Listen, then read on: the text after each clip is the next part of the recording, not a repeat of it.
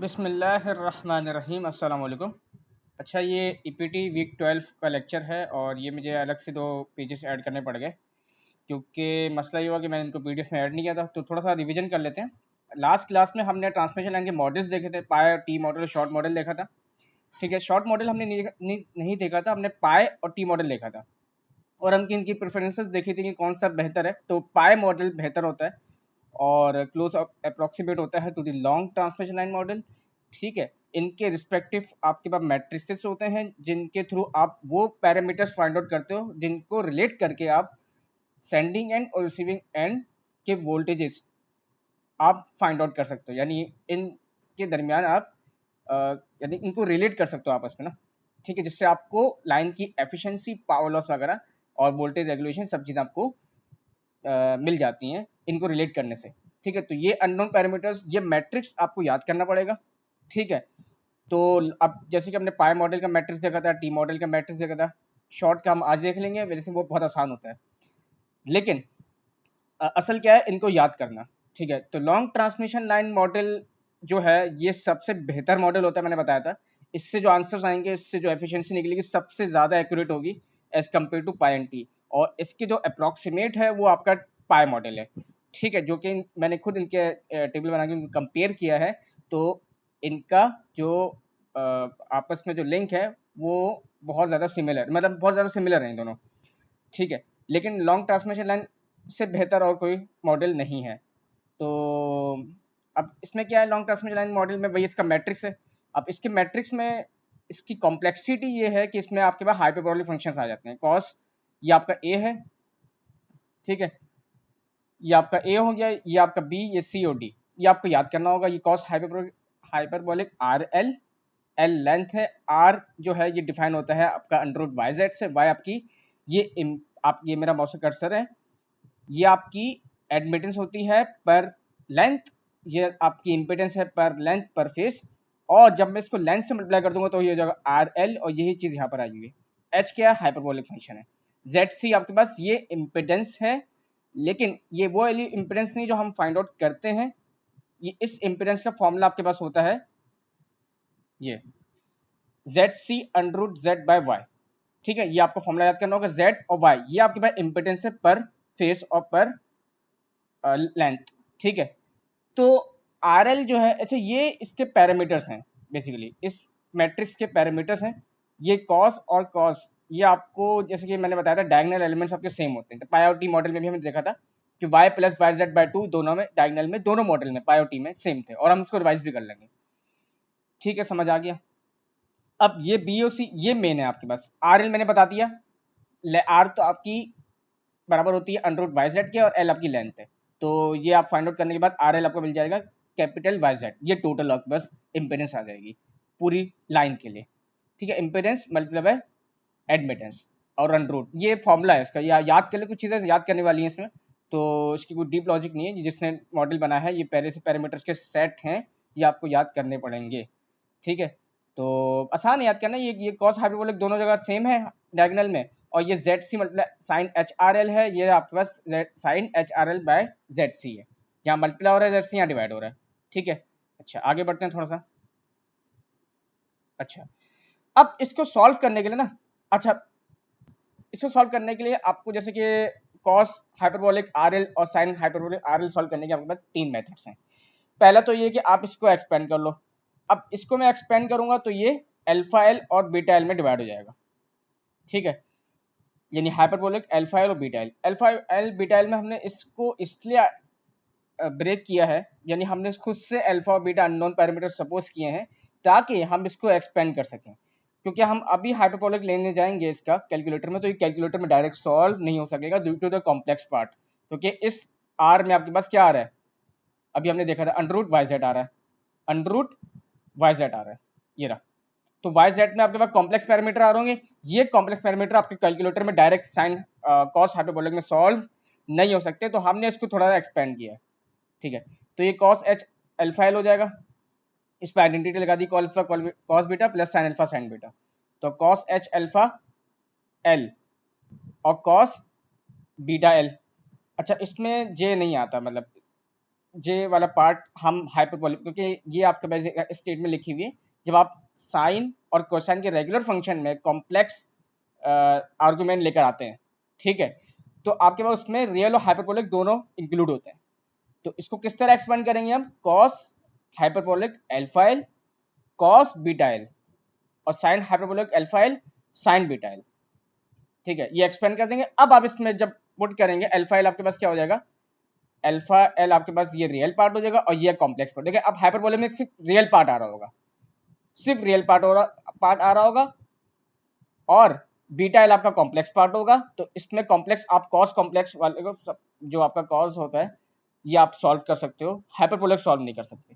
तो इससे क्या होगा कि रियल और इमेजिनरी आपस में डिवाइड हो जाएंगे, ठीक है।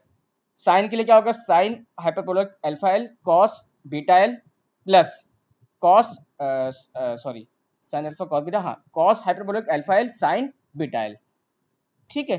तो ये सॉल्व कर लें, ये आपका सॉल्व हो जाएगा। तो इसमें आपके पास एक रियल पार्ट आंसर आ रहा होगा और एक इमेजिनरी आंसर आ रहा होगा। तो इसमें क्या आ रहा है, जे आ रहा है, ठीक है, सही है। तो ये रियल पार्ट होगा पूरा मिला के, और ये आपके पास क्या होगा, कॉम्प्लेक्स पार्ट होगा, इसमें जे आ रहा है। और बीटा एल में आप सिर्फ वो पुट करोगे जो आपका रियल पार्ट होगा, तो दोनों में आपके पास रियल क्वांटिटीज आ रही होंगी। ये तो हो गई रियल, क्योंकि यहाँ पर आप रियल पार्ट पुट करोगे, और ये आपके पास कॉम्प्लेक्स होगा, लेकिन आप इसमें जे नहीं पुट करोगे, तो ये पूरा रियल पार्ट आ रहा होगा। और इसमें भी आप वही काम करोगे, लेकिन इसमें जे मल्टीप्लाई हो रहा है, तो आपके पास पूरी एक फेजर फॉर्म में या कॉम्प्लेक्स फॉर्म में एक पूरी टर्म आ जाएगी। कॉस में भी होगा, साइन में भी होगा। तो साइन में क्या है, sine hyperbolic alpha L cos beta L plus cos hyperbolic alpha L sorry J cos hyperbolic alpha L sine beta L, ठीक है, कोई प्रॉब्लम। ये मेथड ऑल तो मुश्किल हो सकता है, लेकिन इसको सॉल्व करने का एक और मेथड भी है, जो कि है सीरीज एक्सपेंशन। आप क्या करो कि साइन हाइपरबोलिक को आप एक्सपेंड कर दो। किस तरह करते हैं, R L plus R L cube by 3 factorial plus odd number पे चलेंगे, क्या होगा, आर एल की पावर 5 बाय 5 फैक्टोरियल, ठीक है। कॉस हाइपरबोलिक अल्फा एल, इसको आप सॉल्व कर लें, क्या हो जाएगा ये, अच्छा ये हो जाएगा। इसको एक्सपेंड इस तरह कर देंगे हम, अंडर रूट वाई जेड, क्योंकि आर एल क्या होता है, अंडर रूट वाई जेड होता है आपके पास, plus Y Z by 3 factorial plus Y Z square by 5 factorial. Cos के केस में आपके पास इवन क्वांटिटीज है, तो 1 plus R square L square या R L square by 2 factorial plus आपके पास आर एल की पावर 4 बाय 4 फैक्टोरियल, ठीक है। तो यहाँ पर आप वाई जेड आराम से पुट कर दें तो आपके पास ये सॉल्व हो जाएगा, क्योंकि यहाँ पर वाई जेड आपको गिवन होगा, 2 फैक्टोरियल आपको पता है, वाई जेड का स्क्वायर आप कर लें या 4 फैक्टोरियल आपको पता होगा, सही है, ये चीज समझ आई। अब ये दोनों मेथड कॉम्प्लेक्स हो सकते हैं और मैंने इसको यूज भी नहीं किया, रेदर देन जो प्रेफरेबल मेथड है, जो कि मैंने लिखा हुआ भी है, वो ये मेथड सबसे इजी मेथड है ये इन दोनों मेथड से, और आप कोई भी सा भी मेथड यूज कर सकते हैं, वो है मेथड नंबर 3। मैंने ये सिर्फ समझाने के लिए किया कि क्योंकि ये जाहिर से पता लेक्चर का पार्ट हो सकता है, क्योंकि समझाना तो सारा ये जिसको जो समझ आए वो यूज करे, लेकिन मैं ये वाला यूज करता हूँ और मैंने यूज किया भी है, ठीक है। तो अब ये मेथड काफी आसान है। इसमें आपको पता है कि साइन हाइपरबोलिक जो थीटा होता है वो किसके बराबर होता है, e के बराबर थीटा प्लस e के माइनस थीटा बाय 2। इसमें आई नहीं आता, जब हाइपरबोलिक हम ले रहे होते हैं, हमने कैलकुलस में पढ़ा था, इसमें आई नहीं आता। ये आप यूज कर लें, इसको आप एक्सपेंड कर दें, क्या हो जाएगा, E alpha L multiply by E beta L, oh sorry E के बाद जे जे बीटा एल, पूरी दोनों क्वांटिटीज आएंगी ना, माइनस माइनस क्यों, क्योंकि माइनस यहाँ पर आ रहा है। अब माइनस के बाद ई के बाद माइनस थीटा पूरा पूरी कर दें, alpha L plus minus common लें या माइनस मल्टीप्लाई कर दें, एक ही बात है, माइनस कॉमन लें या माइनस मल्टीप्लाई कर दें, एक ही बात है। तो ये क्या हो जाएगा, माइनस अल्फा एल माइनस जे बीटा एल, यहाँ से माइनस फिर मैंने क्या किया कि ये चीज आपकी एक्सपेंड हो सकती है थोड़ी सी, और अगर हम इसको फेजर फॉर्म में कन्वर्ट करना चाहें, कैसे करेंगे, ये 1/2 0.5 हो जाएगा, ये ई की पावर अल्फा एल हुआ, ये आपके पास ई के बाद जे बीटा एल, ये आपका फेजर वाला पार्ट है, तो ये क्या हो जाएगा, एंगल बीटा एल हो जाएगा, प्लस ई की power plus minus sorry minus minus ये माइनस साइन है, ई की power minus alpha L angle minus beta L. बस अब ये आपका काम आसान होगा, क्योंकि क्यों आसान होगा, क्योंकि ये डायरेक्ट आपके पास कैलकुलेटर में इंसर्ट हो सकता है, ठीक है, डायरेक्ट कैलकुलेटर में इसमें डाल देगा और ये आपका सॉल्व हो जाएगा, ठीक है। ये सबसे आसान मेथड, इससे आसान मेथड नहीं मिलेगा। कॉस हाइपरबोलिक आर एल, इसको आप एक्सपेंड करते हैं, cos alpha L plus J beta L और फिर इसको आप इसके जो वो है आइलर क्वांटिटी है वो लिखते हैं। और हाइपरबोलिक फंक्शन क्या होगा, इसमें क्या होता है कॉस के केस में, cos theta is equal to cos hyperbolic theta is equal to e की पावर थीटा प्लस ई की पावर माइनस थीटा बाय 2, ओ प्लस ई की power minus theta by 2, plus आते हैं ना इसमें। तो ये क्या हो जाएगा आपके पास, ई की power alpha L multiply by E की पावर जे बीटा एल, सही। तो मल्टीप्लाई करते हैं एक ही बात है, या alpha L plus J beta L करते हैं, प्लस ई की पावर माइनस कॉमन ले लें या मल्टीप्लाई करते हैं minus alpha L minus J beta L divide by 2। ये 1/2 सिंपल, इन दोनों में फर्क क्या है, सिर्फ साइन का फर्क है। यहाँ आपके माइनस आ रहा है, यहाँ प्लस आ जाएगा, ये ई की पावर अल्फा एल हो जाएगा, ये आपका एंगल में आ जाएगा angle beta L plus e की power minus alpha L angle minus beta L. तो मैं प्रेफर करूंगा ये मेथड आप यूज कर लें, और मैंने यही यूज किया, सबसे आसान है, ज्यादातर हम ये यूज करें, इससे भी आंसर आ जाएगा आपका सही, लेकिन इसमें थोड़ी कैलकुलेशन लंबी करनी पड़ेगी, इसमें ये डायरेक्ट आपका कैलकुलेटर में इंसर्ट हो जाएगा। ठीक है, तो बस ये था, ये तो फिलहाल हमारा इंट्रोडक्शन था, ये मेथड में यूज करने वाला हूँ अपना। तो ये क्वांटिटी आपको याद होनी चाहिए, इसको याद नहीं करें, मतलब आसान ही है, मतलब सॉल्व करना आना चाहिए कि साइन हाइपरबोलिक आर एल आपका कैसे सॉल्व होगा। तो अब देख जाते हैं अपने मेन क्वेश्चन में जो हमें होमवर्क में गिवन था। तो उसमें ये रहा, ठीक है। अब ये क्वेश्चन है, single circuit 60 hertz transmission line हमें गिवन है, इसमें 370 किलोमीटर लॉन्ग है, द कंडक्टर रूफ कंडक्टर हमारे पास और फ्लैट हॉरिजॉन्टल स्पेसिंग हुई है 7.25 मीटर की, यानी फ्लैट हॉरिजॉन्टल स्पेसिंग है, और सिंगल फेज 3 फेज आपके पास ये सर्किट है, सिंगल सर्किट 3 फेज है। तो 3 कंडक्टर्स आ रहे होंगे, इनके दरमियान की डिस्टेंस हमें पता है, ये वही इंडक्टेंस कैपेसिटेंस वाला काम सबसे पहले हुआ है। क्यों? क्योंकि इस केस में कहीं भी आपको इंपेडेंस गिवन नहीं है, तो इंपेडेंस का होना दो चीजों पे होता है, एक तो रेजिस्टेंस, दूसरा आपकी रिएक्टेंस, इंडक्टिव रिएक्टेंस। तो इसका मतलब आपको इंडक्टेंस कैलकुलेट करनी होगी, रेजिस्टेंस भी कैलकुलेट करनी होगी, फिर आपको इंडक्टेंस के थ्रू क्या मिलेगी, रिएक्टेंस मिलेगी, तो फिर आपको ओवरऑल इंपेडेंस पता चलेगी। इसका मतलब इसमें थोड़ा डबल काम करना है, इसमें प्रीवियस चैप्टर भी रिवाइज हो रहे हैं आपके। अच्छा, रिसीविंग साइड की वही आपको पावर पता है, जिस तरह हम लास्ट क्लास में देखा था, वोल्टेज पता है, पावर फैक्टर पता है, find the voltage current eight sending end end voltage regulation of the line. सही है, तो सबसे पहले हम long transmission line model use करने वाले हैं, पार्ट डी से मैंने शुरू किया, अभी मैं आगे और कोई मतलब और कोई पार्ट में नहीं पढ़ रहा अभी। सही, फिलहाल जो हमारा टॉपिक है वो लॉन्ग ट्रांसमिशन लाइन है, हम देखेंगे सब, लेकिन फिलहाल जो आज के लेक्चर का जो कोर है वो यही है कि हम लॉन्ग ट्रांसमिशन लाइन को सॉल्व करें। फिलहाल हमने फॉर्मूला तो देख लिया कि अप्लाई किस तरह करना है, मेथड 3 में किस तरह देखूंगा वो आप पता चलेगा कि किस तरह वैल्यूज आपको इंसर्ट करनी है, आरएल की किस तरह मालूम करनी है, फिर आपको किस तरह आइडेंटिटी यूज करनी है, ये सब देखते हैं। फिलहाल हमारे 3 फेस है, हॉरिजॉन्टल स्पेसिंग हुई हुई है, तो 7.25 मीटर 7.25 मीटर हो जाएगा, सिमेट्रिकल है, और ये आपका एओसी अनसिमेट्रिकल हो जाएगा, ये आपका क्या हो जाएगा, दोनों ऐड हो जाएंगे आपस में। हाँ सही, ठीक है। रूट कंडक्टर की मैंने ये रेजिस्टेंस आपको टेबल से मिल जाएगी, माइल में मिलेगी, ठीक है। तो माइल से आप किलोमीटर में जा सकते हैं, कैलकुलेटर में ऑप्शन होता है 077 ऑप्शन होता है, या 7 या 9 गिवन होता है पीछे कैलकुलेटर में, तो आप डायरेक्ट ही पता चल सकता है आपको कि 1 किलोमीटर किसके बराबर है, यानी 1 जो किलोमीटर है उसमें कितने माइल है, ठीक है। तो माइल में 1 माइल में कितने किलोमीटर है, ठीक है, तो 1 माइल में कितने किलोमीटर, 1.609 किलोमीटर है, ठीक है। तो आप सिंपल क्या करें, आप माइल से किलोमीटर किलोमीटर में जा रहे हैं, तो आपको क्या करना है, 1.609 डिवाइड करना है, ठीक है। डिवाइड कर दिया, ये आपका ओम्स पर किलोमीटर में आ गया, और फिर आप इसको 370 से मल्टीप्लाई करते हैं। क्यों क्यों मल्टीप्लाई करेंगे 370 से, क्योंकि आपको ओवरऑल रेजिस्टेंस मालूम करनी है फॉर दी 370 किलोमीटर लाइन।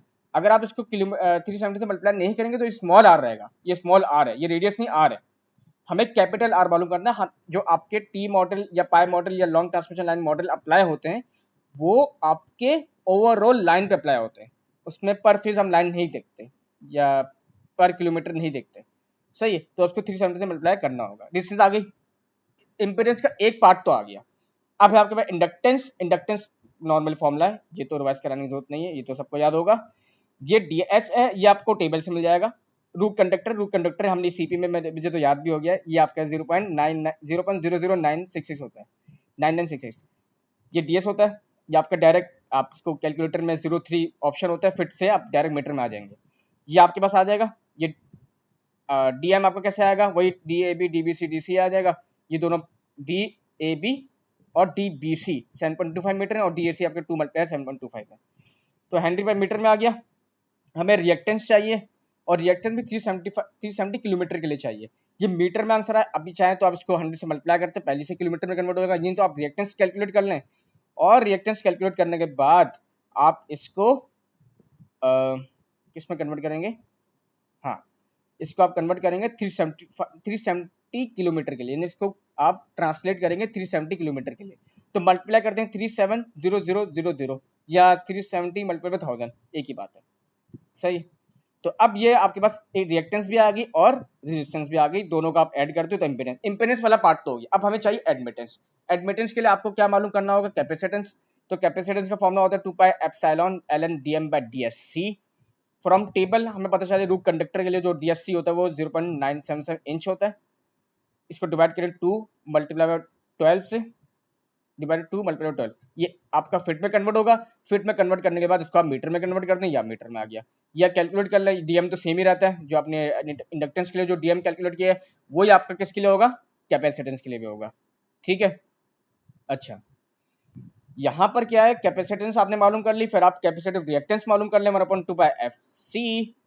अब इसको आप 1/2 पाई 60, वही आपने, अच्छा ये आपने पहले रिएक्टेंस कैलकुलेट की, ये कैपेसिटिव रिएक्टेंस, हमें एडमिटेंस नहीं चाहिए। एडमिटेंस क्या होती है, inverse of the reactance, capacitive reactance.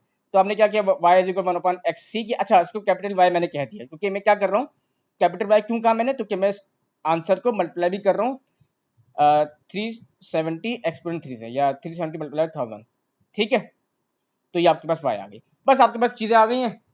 तो अब आप long transmission line model apply कर सकते हैं, क्यों, क्योंकि आरएल आपका कैलकुलेट हो सकता है। अच्छा, आरएल अब वायर जेट ही होगा, कि इसमें आपने पहले से लेंथ का पैरामीटर मल्टीप्लाई कर दिया है, नहीं किया होता तो आपको फिर करना होता। तो ये पहले से ही कैपिटल वाई जेड है, ठीक है। तो ये आरएल हो जाएगा। आरएल के लिए आपने सिंपल, अच्छा इसको मैंने फेजर में कन्वर्ट कर दिया, जो मेरे पास इंपेडेंस थी इसको मैंने किस में कन्वर्ट कर दिया, फेजर में कन्वर्ट कर दिया, आसानी रहती है थोड़ी कैलकुलेशन। y को भी मैंने फेजर में कन्वर्ट कर दिया। अच्छा, ये इसको गौर से देखिए, ये 1.174 एक्सपोनेंट माइनस 3 है। मैंने कैलकुलेशन में थोड़ी गड़बड़ कर दी थी, मैं बार बार चेक करूं मेरा आंसर गलत क्यों आ रहा है, पता चला एक्सपोनेंट माइनस 3 मैंने रखा ही नहीं था कैलकुलेटर में। तो इसके तरह गौर से रखिएगा, कई बार ऐसा होता है कि हम एक्सपोनेंट माइनस 3, मुझे मेरे साथ होता है कि मैं कभी इसको पुट करना भूल जाता हूँ और फिर मुझे रिग्रेट होता है ये क्या हो गया। अच्छा, अब इसमें मसला ये है कि अभी अंडरूट में अगर आप ये काम करेंगे ना, दोनों फेजर क्वांटिटीज को एक साथ पुट करेंगे, मल्टीप्लाई करेंगे, तो एरर आ जाएगा, मैथ एरर आ जाएगा। तो इसका आसान तरीका ये है कि आप ना मैग्नीट्यूड वाला पार्ट अंडरूट के अंदर रखें, ठीक है, और दोनों मल्टीप्लाई कर दें, R1 R2, ये मैंने जनरलाइज फॉर्मूला लिखा हुआ है, ठीक है। और एंगल वाला पार्ट आप रूट से बाहर ले जाएं, लेकिन इसको 1/2 से या 1/2 से मल्टीप्लाई कर दें या 2 से डिवाइड कर दें, बस ये काम होता है। आई रिपीट, मैग्नीट्यूड वाला पार्ट जो दोनों में है, जेड और वाई, ये जेड और वाई, इनको आप मल्टीप्लाई करते हैं अंडरूट में रखते हुए, और एंगल वाला पार्ट आप क्या करें, दोनों एंगल्स को आपस में ऐड करें, डिवाइड कर दें 2 से। ये बात समझ आ गई, ठीक है। ये काम, वरना इसके बगैर ये काम होगा नहीं, आपका एरर आ जाएगा, मैथ एरर आ जाएगा। इस सन्ने में तरीका बताया, बहुत अच्छे तरीके बताया, ठीक है। अब आपने इसको सॉल्व किया, ये आपके पास आंसर है, ये पूरा आपके मैंने बताया था। अच्छा, अब कितना, अब देखिए ये आपका पूरा अल्फा एल है, क्योंकि हमने सपोजिशन किस तरह ली थी, एक रियल पार्ट होगा, इमेजिनरी पार्ट होगा। तो अल्फा एल आपका रियल पार्ट है और जे बीटा एल आपका इमेजिनरी पार्ट है। बीटा एल बोलते हैं, जे बीटा एल बोलते हैं, एक ही बात है। अब कॉस हाइपरबोलिक आरएल और साइन हाइपरबोलिक आरएल मालूम करना है, बहुत इंपॉर्टेंट, सारा इंपॉर्टेंट पार्ट दिए आपका, ये किस तरह फाइंड आउट होगा भाई। मैंने मेथड नंबर 3 यूज किया, मैंने मेंशन भी कर दिया। आप चाहें तो सीरीज एक्सपेंशन भी यूज कर सकते हैं, या इसको एवेल्यूएट भी कर सकते हैं, cos hyperbolic RL is equal to cos alpha L plus J beta L, फिर आप आइडेंटिटी आगे यूज कर ले cos अल्फा प्लस बीटा की, ये काम भी आप कर सकते हैं। लेकिन मैंने क्या किया कि मैंने मेथड नंबर 3 यूज किया, बहुत आसान मेथड है, 0.5 ई की power alpha L angle beta L plus E के power minus alpha L angle minus beta L. ये फॉर्मूला बहुत आसान है, क्योंकि अल्फा एल भी पता है, बीटा एल भी पता है, सिंपल है, पुट कर दे। शर्त ये है कि यहां पर आपका जो एंगल होगा वो आपका रेडियन में होगा, किसमें होगा, रेडियन में होगा, और रेडियन में से नहीं बनाया जा रहा, रेडियन में आपको पता भी है कि मेरे माँ उसके थोड़े मसले हैं, तो ये रेडियन में होगा आपके पास, ठीक है। कोशिश कर दिए बनाने की रेडियन में, ताकि आप भूले ना, अगर किसी को मिस भी हो गया तो रेडियन में होगा, लाजमी ये रेडियन में होगा, ठीक है। क्योंकि खुद देखें आप, स्मॉल क्वांटिटी आ रही है एंगल, कभी भी आपका डिग्री में नहीं हो सकता, ये रेडियंस में होते हैं ऐसे एंगल में। तो आप इसको सॉल्व करेंगे तो ये आंसर आपके पास आ जाएगा, ठीक है। ठीक है, रेडियन में। बाद में जब सॉल्व हो जाए तब आप इसको बेशक कैलकुलेटर में इसको कन्वर्ट कर देगा उसमें डिग्रीज में, कोई इट डजंट मैटर।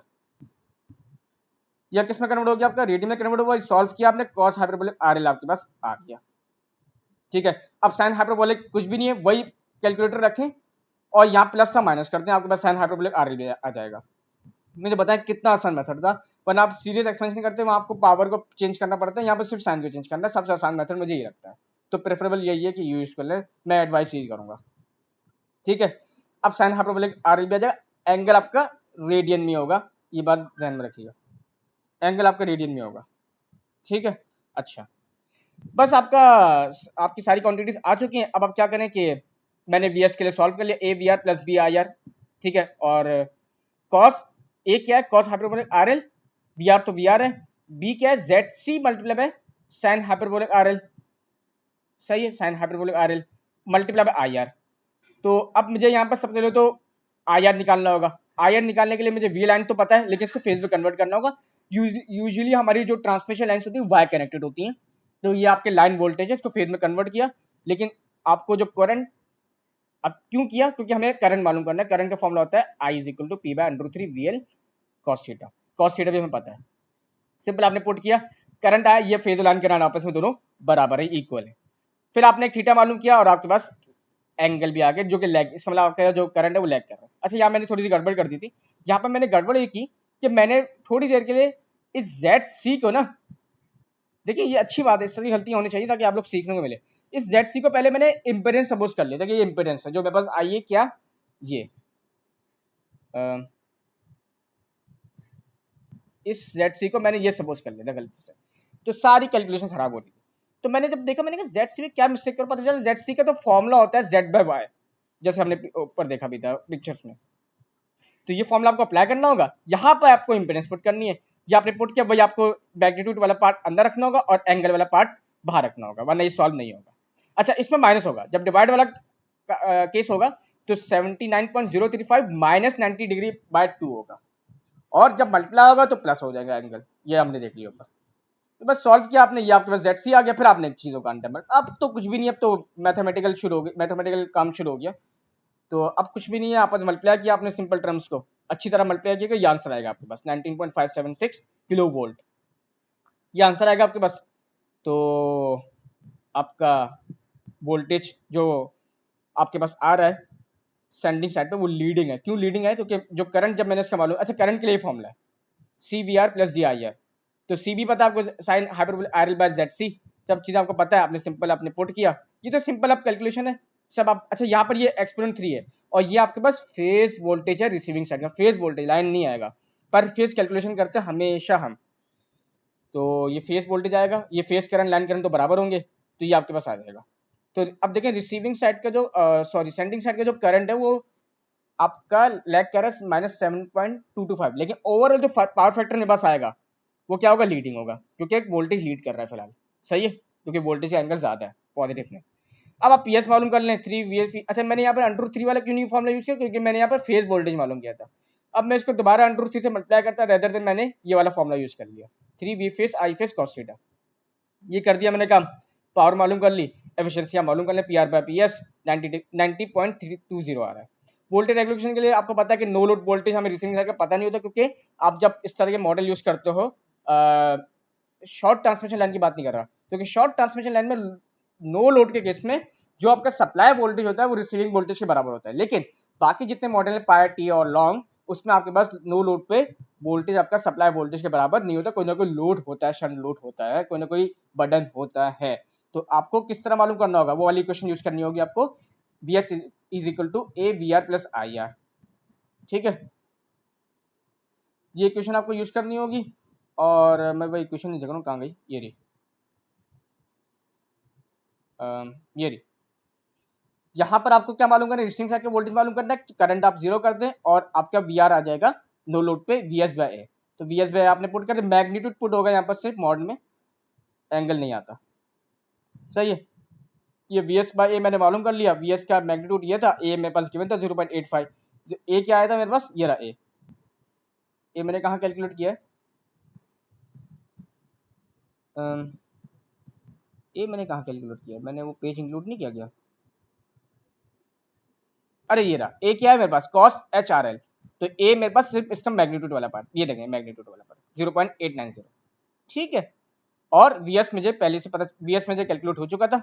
वीएस क्या था मेरे पास, ये रहा, ये आ गया वीएस, इसका 169.743। अच्छा, तभी मैंने फेजर में कन्वर्ट किया था ताकि मैग्नीट्यूड वाला पार्ट अलग हो जाए, ठीक हो गया। तो आपने यहाँ से वीएस बाय ए भी कैलकुलेट कर लिया, और फिर आपने, आपको रिसीविंग साइड के तो वोल्टेज पता ही था, फेज में 124.130, तो आपके वोल्टेज रेगुलेशन ये आ रही है, ठीक है।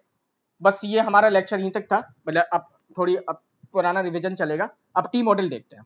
मैंने टी मॉडल और पाई मॉडल और शॉर्ट मॉडल इससे सॉल्व किया। शॉर्ट मॉडल तो मुझे समझाने भी था, टी मॉडल इससे सॉल्व किया क्योंकि मुझे कंपैरिजन भी करना था तीनों मॉडल्स में, ठीक है। तो इसलिए मैंने कंसीडर किया। तो ये आपके पास टी मॉडल आ गया।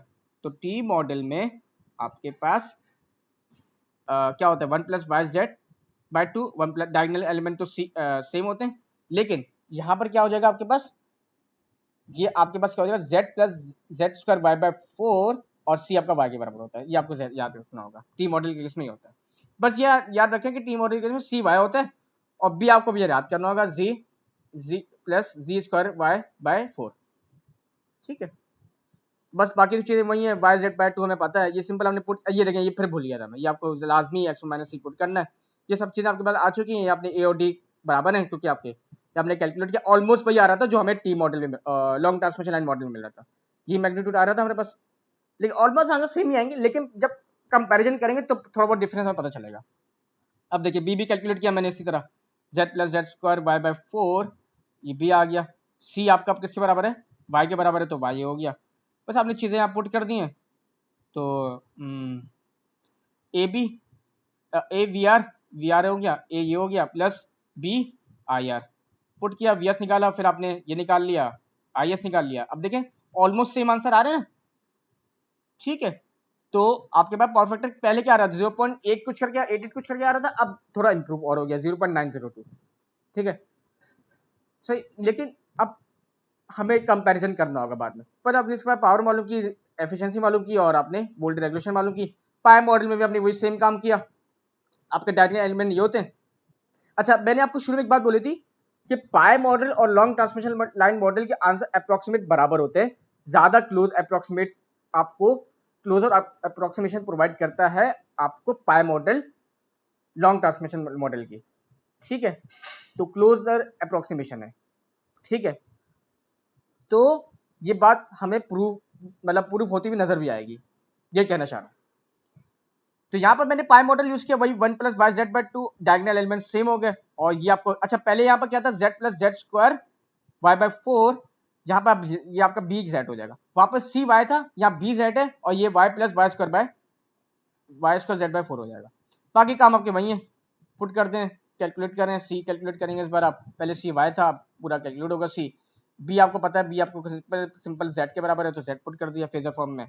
और यहाँ पर आपके पास आई एस भी आ गया, वी एस भी आ गया। वी एस आपने सिंपल पुट किया, A V R plus B I R, और आई एस भी आ गया, C V R plus D I R, put कर दिया। अब देखें ऑलमोस्ट आंसर बराबर आ रहे हैं।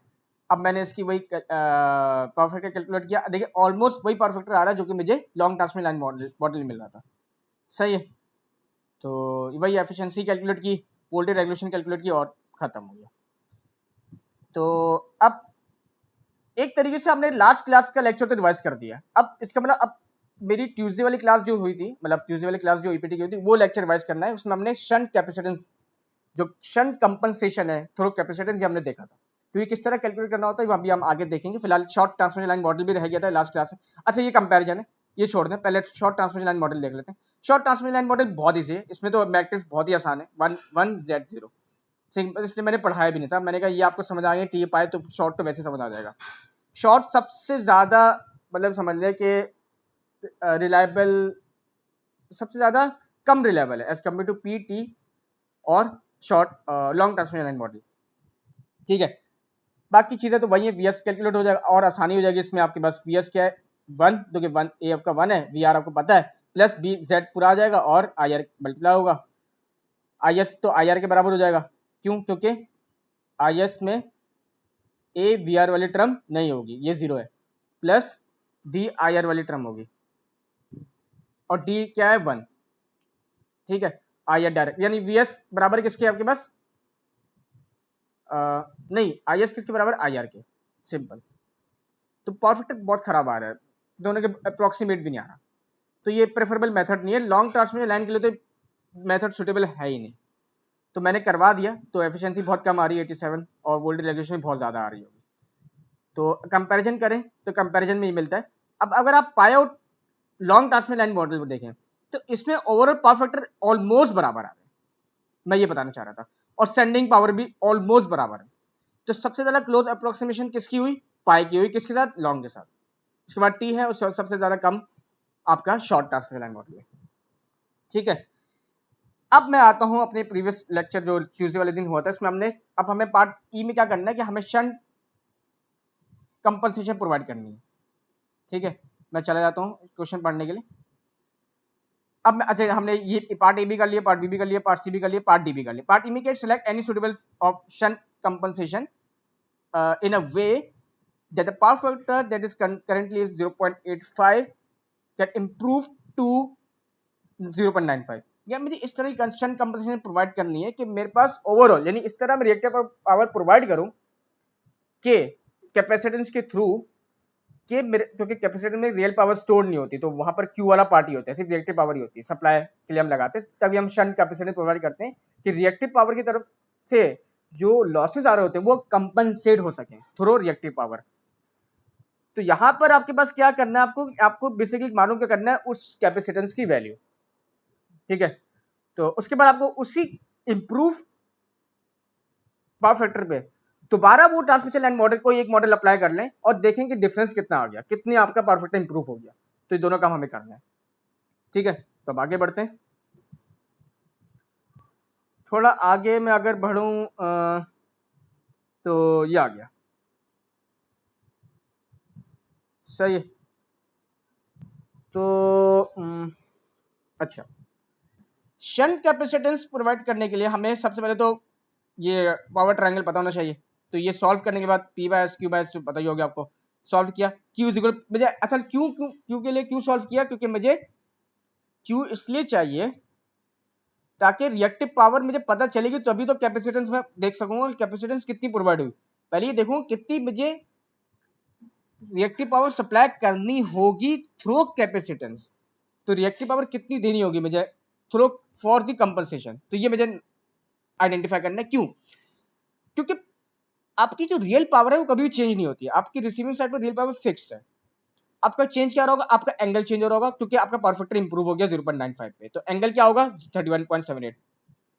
अब रिएक्टिव पावर क्या, आपका एंगल चेंज हुआ, रिएक्टिव पावर भी चेंज हो जाएगी, क्या हुई Q1 आपके पास 77.4, ये बिफोर कंपनसेशन है। अच्छा पहले मैंने आफ्टर कंपनसेशन बोल दिया, पहले बिफोर कंपनसेशन के लिए हमने रिएक्टिव पावर कैलकुलेट की। तो बिफोर कंपनसेशन 0.85 हमारे पास पावर फैक्टर था, और जो रिएक्टिव पावर आई वो 77.4 megavolt ampere are I MVAR। After compensation हमें पता है, हमें ये चीज प्रोवाइड कर दी गई कि after compensation 0.95 power factor improve तो हुआ है, लेकिन कितनी रिएक्टिव पावर पे हुआ है और कितनी कैपेसिटेंस पे हुआ वो हमें कैलकुलेट करना है। तो हमने सबसे पहले तो रिएक्टिव पावर कैलकुलेट कर ली, तो Q equal P tangent theta, P तो वैसे चेंज नहीं होने वाला, थीटा में पता चल जाएगा कि हमें पावर फैक्टर पता है, ठीक है। तो Q2 अभी आ गया आपके पास, Q2 आ गया, आप Q is equal to Q1 minus Q2 कर दें, आपको वो रिएक्टिव पावर पता चल जाएगी जो एडिशनल आपको प्रोवाइड करनी पड़ेगी in order to compensate the power factor from 0.85 to 0.95। तो इतनी पावर फैक्टर आपको एडिशनल लगानी पड़ेगी, मतलब सप्लाई करवानी पड़ेगी थ्रू कैपेसिटेंस बैंक। अब आपको वो कैपेसिटेंस की वैल्यू मालूम करनी है, तो Q is equal to VI होता है, वही पावर फैक्टर फॉर्मूला पर फेस देख रहे हैं, तो Q is equal to VI हो जाएगा, ठीक है। अच्छा ये छोड़ दें, ये गलत हो गया था। अब Q is equal to C, अच्छा VI को क्या कर दूंगा मैं, V by XC, I R simple apply किया, V बाय XC हो गया, ये V स्क्वायर बाय XC हो जाएगा, ये आपका क्या हो जाएगा XC 1/2 बाय FC हो जाएगा। तो C कैलकुलेट करना है तो C ऊपर चल जाएगा, तो ये आपके पास क्या हो जाएगा, सबसे पहले तो मैंने क्या किया कि इसको मैंने ऊपर भेज दिया। अब मुझे C कैलकुलेट करना है तो हो जाएगा Q बाय 2 पाई F V स्क्वायर। अब यहां पर अच्छा एक बात और है, मैं क्लियर कर दूं, ये मुझे कंफर्म नहीं है, मुझे सर से पूछना होगा कि यहाँ पर हमें फेस वोल्टेज पुट करना होगा, लाइन वोल्टेज पुट करना होगा। असल में अब देखिए मैंने सिंपल फॉर्मूला बता दिया है और किस तरह यूज होगा ये बता दें। अब ये इख्तिलाफ है, मैंने नेट पे भी देखा, कुछ मुझे चीज़ें ऐसी मिली जिसमें, कुछ वीडियोस ऐसे मिली जिसमें लाइन वोल्टेज पुट किया हुआ था, और कुछ डाउट ऐसे जिसमें फेज वोल्टेज में भी था। मतलब डिपेंड करता है कि कहाँ किस पे किया गया। मतलब अगर आपको एम्फोसाइज किया गया कि आप फेज वोल्टेज पुट करें तो आप फेज पुट कर दें, सिंपल 124.30 आपको पुट करना होगा। और अगर आपको कहा गया कि आप लाइन वोल्टेज पुट करें तो आप लाइन वोल्टेज पुट करते हैं। मैंने शंट कैपेसिटेंस सपोज किए कि हम लाइन पे शंट, क्योंकि हम ट्रांसमिशन लाइन पे अप्लाई कर रहे हैं, ठीक है। तो ट्रांसमिशन लाइन पे आपके कैपेसिटेंस पैरेलल ऐड हो रही होती, तो वहाँ पे बस लाइन कैपेसिटेंस ही आ रही होती है, कि मैंने यहाँ पर लाइन वोल्टेज ही सपोज किया है, और सपोज नहीं मतलब पुट किया है, ठीक है। लेकिन अगर एक्सप्लिसिटली ये मेंशन होगा कि आपको फेज के लिए कैपेसिटेंस, शंट कैपेसिटेंस या शंट कंपनसेशन मालूम करनी है, तब आपको यहाँ पर फेज वोल्टेज पुट करना होगा, जो कि 124.30 एक्सपोनेंट 3 होता है। सेट हो गया। उसके बाद कुछ भी नहीं है, कैपेसिटेंस पता चल गई। इतनी कैपेसिटेंस आपको पैरेलल में ऐड करनी होगी in order to improve the power factor from 0.85 to 0.95 in and this 36.33 megavolt AR MVAR power will be required for power factor improvement, ठीक है, थ्रू शंट कैपेसिटेंस, ठीक है। अच्छा, भी पता चल गया। अब जब मेरा पावर फैक्टर इंप्रूव हुआ फ्रॉम 0.85 to 0.95, क्या क्या चेंज आ रहा होगा? वीडियो को पॉज करें, मुझे बताएं। क्या सप्लाई वोल्टेज चेंज हो रहा होगा? नहीं। क्या रिएक्टिव पावर चेंज हो रही होगी? रिएक्टिव पावर कह रहा हूँ, real power at the receiving side, क्या वो चेंज हो रही होगी? नहीं, क्योंकि लोड की डिमांड तो फिक्स है 125 मेगावाट, ठीक है, मेगावाट, वो तो चेंज नहीं हो रहा। क्या चेंज हो रहा होगा? किस पे चेंज आ रहा होगा? करंट पे चेंज आ रहा होगा, करंट का एंगल चेंज हो रहा होगा, करंट का angle respect to some magnitude change हो रहा होगा, सही है। क्योंकि वोल्टेज तो, सप्लाई वोल्टेज आपके रिसीविंग साइड पे सेम है, वो आप डिपेंड करता है लोड पे, और लोड भी आपका फिक्स है, तो आपका जो करंट है वो चेंज हो रहा होगा। तो आपने क्या किया, करंट कैलकुलेट कर लिया इस पावर फैक्टर में, पहले हमने 0.85 पे निकाला था, अब 0.95 पे निकाल लेंगे। जब ये चेंज हुआ, इसका मतलब आपके पास जो वो है पैरामीटर्स अननोन ABCD जो रिलेट करने के लिए यूज किए जाते हैं रिसीविंग और सेंडिंग साइड को, वो भी चेंज हो जाएंगे इसका मतलब। तो मैंने यहाँ पर long transmission line model use किया, लेकिन मैंने सब आपको लॉन्ग ट्रांसमिशन लाइन मॉडल अगर आपने यूज कर लिया, तो फिर आप उसी कैलकुलेटर में वैल्यूज को रखते हुए ना, आप pi model, T model, short transmission line model सारे आंसर निकाल सकते हैं। सिंपल है, ज्यादा मुश्किल है, मैंने सिर्फ एक को कंसिडर किया। तो वही, अच्छा, ए क्या चेंज होगा? नहीं, ए चेंज नहीं होगा, क्योंकि ए तो डिपेंड कर रहा है कॉस HRL पे, और HRL आपका RL डिपेंड करता है YZ पे, तो YZ थोड़ी चेंज हो रहे हैं, तो ये आपका आंसर सेम होगा, ठीक है। ZC भी चेंज नहीं हो रहा, क्योंकि वो आपके पास ZC किसके बराबर होता है, Z/Y, तो वो भी चेंज नहीं हो रहा, क्योंकि करंट चेंज हुआ है, ये थोड़ी चेंज हुआ है, ये सेम रहेंगे। और साइन HRL भी चेंज नहीं होगा, ठीक है, क्योंकि वो भी 0.5 ई की power alpha L angle beta L minus E की power minus alpha L angle minus beta L, इस पे डिपेंड कर रहा होता है। ये भी आपके पास किस पे डिपेंड कर रहे होते हैं, वैल्यूज पे डिपेंड कर रहे होते हैं आपकी, तो ये भी आपके चेंज नहीं हो रहा होगा, ठीक है। ये बात समझ आई मेरी? तो कौन सी वैल्यू पे डिपेंड कर रहे होते हैं, तो दिखा देता हूँ ऊपर जाके। लॉन्ग ट्रांसमिशन लाइन मॉडल फिर से देख लेते हैं, रिवाइज कर लेते हैं, ताकि हमारा थोड़ा सा, अगर मैं साइन की बात करूं, तो साइन हाइपरबोलिक हमारा किस तरह निकला था, कौन बताएगा? इसके थ्रू निकला था, ठीक है। और ये RL कहाँ से निकला था? RL आपका इस फॉर्मूले के थ्रू निकला, यानी RL आ रहा होता है इसमें, तो RL में कोई करंट वाला पार्ट है नहीं है, तो ये चेंज होगा, ये चेंज आपका नहीं होगा, सही है। तो इसके जरा आगे जल्दी से देख लेते हैं। अच्छा, तो हम कहाँ थे? यहाँ थे। इसका मतलब क्या चेंज हो रहा होगा? सिर्फ VS सप्लाई वोल्टेज और सप्लाई करंट, सेंडिंग वोल्टेज या सेंडिंग करंट बोलते ही चेंज हो रहा होगा। तो सिंपल, मैंने सेंडिंग वोल्टेज दोबारा कैलकुलेट किया, ए तो फिक्स रहेगा, VR भी फिक्स रहेगा, IR चेंज हो जाएगा मेरे पास, ठीक है। IR चेंज हो चुका है, तो VS चेंज हो जाएगा इनडायरेक्टली।